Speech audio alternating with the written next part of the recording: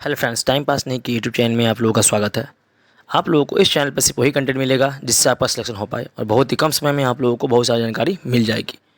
तो चलिए हम लोग देखते हैं एनसीईआरटी सीरीज़ का क्लास 6 से 12 तक का साइंस। उसी सीरीज़ में मैं आप लोगों को क्लास 6 का साइंस पढ़ा रहा हूँ, जिसमें मैंने चैप्टर 1, चैप्टर 2 और चैप्टर 3 पढ़ा चुका है। और आज मैं आप लोगों को चैप्टर 4 पढ़ाने वाला हूँ। अगर आप लोग पिछला वीडियो नहीं देखे हैं तो सब देख लीजिए, क्योंकि मैं आप लोगों को यहाँ पर क्लास 6 से लेके 12 तक का संपूर्ण साइंस एनसीईआरटी पढ़ाऊँगा, ठीक है, अपने इस चैनल पे। इसीलिए मेरे चैनल को सब्सक्राइब कर लीजिए और मेरे कंटेंट को देखिए। अगर मेरे कंटेंट में दम है तो प्लीज़ मेरे चैनल को सब्सक्राइब कीजिए, लाइक कीजिए और शेयर कीजिए। तो चलिए बिना देर की वीडियो को हम स्टार्ट करते हैं। आज हम देखेंगे अध्याय 4, जिसका नाम है वस्तुओं का समूह बनाना, ठीक है, यानी कि वस्तुओं के समूह बनाना। चलिए पहले देखते क्या, हमारे चारों ओर वस्तुएं अनेक प्रकार के पदार्थों से बनी हैं। इसी सही वस्तुओं को आकृति, रंग तथा वर्ण गुण भिन्न भिन्न होते हैं ना।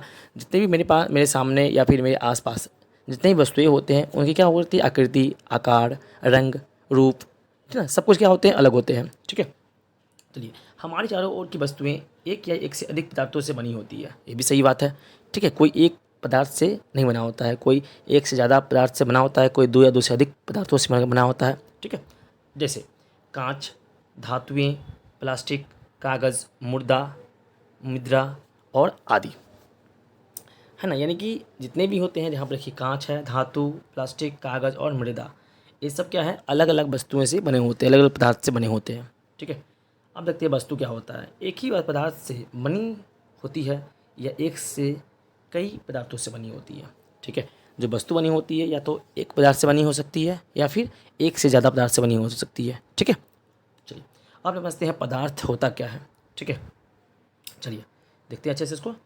प्रत्येक वस्तु का जिसका कोई निश्चित भार या द्रव्यमान होता है तथा वह स्थान घेरती है, पदार्थ कहलाता है। यानी कि ऐसी दुनिया में कोई वस्तु जिसमें भार हो, जो स्थान घेरे, वो सब क्या होता है, पदार्थ होता है, ठीक है। चलिए याद रखते हैं, पृथ्वी में पदार्थ 3 अवस्था में मुख्यतः पाए जाते हैं, जो कि ठोस होता है, द्रव्य होता है और गैस होता है, ठीक है। यानी सॉलिड, लिक्विड और गैस, ये तीनों फॉर्म में जितने भी पदार्थ होते हैं वो उपस्थित होते हैं इस धरती पर, मेनली रूप से, है ना, मुख्यतः। अब समझते हैं ठोस क्या होता है। पदार्थों की वह अवस्था जिसके आकार और आयतन दोनों निश्चित हो, उसे वो ठोस बोलते हैं। जिसमें क्या हो, इसके आकार भी फिक्स हो और उसका क्या हो, आयतन भी फिक्स हो, है ना, यानी कि कितना जगह छेदती है, ठीक है। जैसे लकड़ी, लोहा, बर्फ का टुकड़ा, ठीक है, ये सब क्या होते हैं, ये ठोस पदार्थ है। द्रव क्या होता है, आप देखिए समझते हैं द्रव को, वह पदार्थ जिसका आकार अनिश्चित होता है एवं आयतन निश्चित होता है, उसे बोलते हैं हम द्रव्य। देखिए यहाँ क्या बोला गया है, आकार अनिश्चित, यानी कहने का मतलब क्या है, वह जिस पात्र में रखा जाए, यानी जिस बर्तन में रखा जाए वह उसका आकार ले लेगा, ठीक है। जैसे अगर गिलास में किसी पानी को रखे तो गिलास का आकार ले लेगा, मग में किसी पानी को रखे तो मग का आकार ले लेगा, बाल्टी में किसी पानी को रखे तो बाल्टी का आकार ले लेगा। तो कहने का मतलब ये है कि जो द्रव्य होता है उसका आकार निश्चित नहीं होता, बल्कि आयतन निश्चित होता है। आयतन कहने का मतलब क्या, अगर 1 लीटर पानी है जग में तो 1 लीटर पानी रहेगा, गिलास में भी वो 1 ही लीटर पानी में आएगा उतना तक, है ना, और बाल्टी में भी 1 लीटर पानी के ही रूप में ही आएगा। भले ही उसका आकार कैसे भी हो जाए, लेकिन उसमें जो क्वांटिटी है उसका पानी का, वो पानी का क्वांटिटी सेम होगा, ठीक है, ये याद रखिएगा। चलिए जैसे हम यहाँ देखते हैं, पानी, तेल, अल्कोहल, ये सब क्या है, द्रव्य के कुछ उदाहरण हैं। अब हम देखते हैं गैस, वह पदार्थ, वह अवस्था जिसमें आकार और आयतन दोनों अनिश्चित होता है, उसे गैस बोलते हैं। देखिए गैस का क्या होता है, ना तो आयतन निश्चित होता है, ना ही आकार, ये दोनों क्या होते हैं, उसके अनिश्चित होते हैं, है ना, यानी कि उसका निश्चित नहीं होता, ठीक है। देखिए जैसे हम कोई गैस को गुब्बारा में भरेंगे तो वह गुब्बारे का आकार ले लेगा, ठीक है। तो गुब्बारा हो सकता है कि छोटा भी हो सकता है, बड़ा भी हो सकता है कि नहीं, यानी कि आयतन उसका क्या निश्चित नहीं है और आकार तो निश्चित है ही नहीं इसका, ठीक है। यानी कि उसको हम कंप्रेस्ड करके छोटे फॉर्म में ला सकते हैं और बढ़ाकर फैला सकते हैं। तो गैस का ना तो आयतन निश्चित होता है और ना ही आकार निश्चित होता है, ठीक है, दोनों अनिश्चित होता है।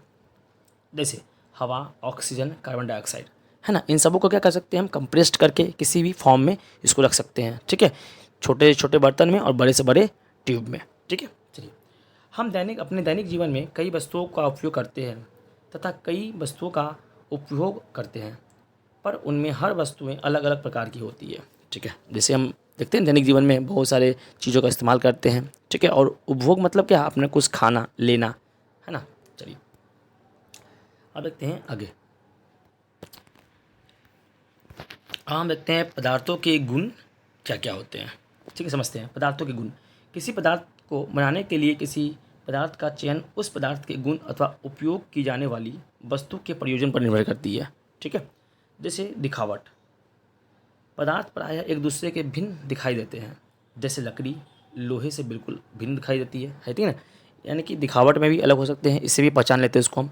उसके बाद कुछ पदार्थ चमकदार, खुरदुरे, चिकने, कठोर तथा कोमल होते हैं। ठीक है, ये क्या है, दिखावट, यानी कि दिखाया, ऐसे दिखाया जाता है ना। हम देख के मालूम चल जाएगा ना कि ये लकड़ी है, ये लोहा है, ये प्लास्टिक है, ये एल्युमिनियम है, ये तांबा है। तो हम देख के कर सकते हैं, इसको पहचान सकते हैं कुछ पदार्थों को। ठीक है, चलिए अब हम देखते हैं आगे कोमल पदार्थ क्या होता है, कठोर पदार्थ क्या होता है। तो पहले देखते हैं कोमल पदार्थ। वे पदार्थ जिन्हें आसानी से संपीड़ित किया जा सकता है या फिर खरोचा जा सकता है, उसे बोलते हैं कोमल पदार्थ।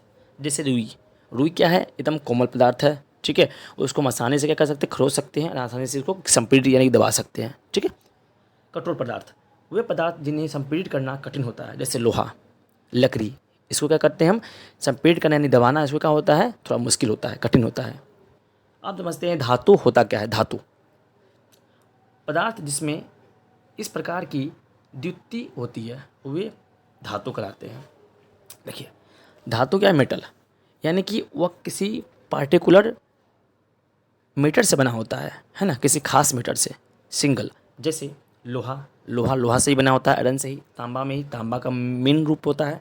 एल्युमिनियम भी क्या होता है, वह सिंगल होता है, यानी कि इंडिविजुअल होता है, उसमें किसी और का मिक्सचर नहीं होता है। जैसे सोना, सोना भी क्या होता है, एक शुद्ध पदार्थ होता है। ठीक है, भले ही उसको हम गहना बनाते समय उसमें एल्युमिनियम या फिर तांबा मिलाएं, लेकिन वो अलग बात है। लेकिन सोना प्राकृतिक में शुद्ध रूप में पाया जाता है, तो उसी को बोलते हैं हम धातु बोलते हैं। ठीक है, जो क्या हो, शुद्धतम रूप हो उसका। चलिए अब देखते हैं आगे। अब विलय क्या होता है और अविलय क्या होता है। कुछ पदार्थ जल में घुल जाते हैं, वे विलय होते हैं। ठीक है, यानी कि कोई पदार्थ अगर जल में घुल गया तो वो विलय पदार्थ हो गया, सॉल्यूबल इसको बोलते हैं। ठीक है, जैसे पानी और नमक, ये आपस में क्या होते हैं, पानी में मिल जाते हैं कि नहीं, तो क्या होते हैं, सॉल्यूबल पदार्थ होते हैं, यानी कि विलय पदार्थ। अविलय यानी कि अनसॉल्यूबल, सॉल्यूबल नहीं होते। कुछ पदार्थ जल के साथ मिश्रित नहीं होते, यानी कि मिलते नहीं हैं, वो क्या होते हैं, जैसे पानी और धूल। क्या पानी धूल आपस में मिल सकता है, नहीं मिल सकता। धूल क्या होगा, धूल का वजन ज़्यादा होने के कारण वो क्या होगा, नीचे जाके उसके तली में बैठ जाएगा और पानी ऊपर में रहेगा। तो वह एक तरह से यह मिश्रण क्या होता है, अविलय मिश्रण होता है। अविलय नहीं होता, मतलब मिलय नहीं होता है, अविलय होता है। चलिए अब हम देखते हैं आगे। पारदर्शी समझते हैं और पारभासी। पारदर्शी समझते हैं। पारदर्शिता क्या होता है, पदार्थों का वह गुण जिससे वह प्रकाश का स्वयं से आर पार जाने की अनुमति देता है, उसे बोलते हैं पारदर्शिता।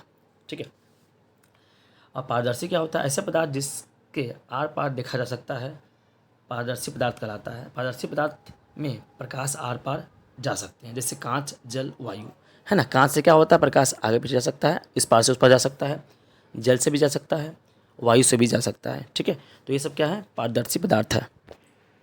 चलिए हम देखते हैं आगे।